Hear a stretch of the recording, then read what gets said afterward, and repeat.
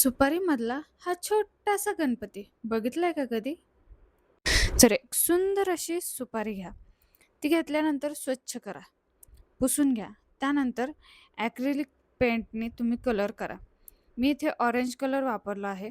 पूर्ण orange colour paint करून झाल्यानंतर मी सुकल्यानंतर त्याच्यावर अगेन रेड किंवा डार्क ऑरेंज अशा कलरनी मी इथे गणपतीचं पूर्ण पेंट करून घेते. एवढी काय मी परफेक्ट नाही आहे, पण जेवढं छान जमेल तेवढं करण्याचा प्रयत्न केलेला आहे. तर इथे बारीक पातळ ब्रशने असं छान असं गणपतीचं पूर्ण ड्रॉइंग करून घेतलेलं आहे आणि त्यानंतर जेवढी मला फिनिशिंग देता येईल तेवढं मी केलेलं आहे. आणि ते केल्यानंतर जो काय गणपती बाप्पांचं रूप समोर आलेलं आहे, खरंच खूप छान वाटत होतं.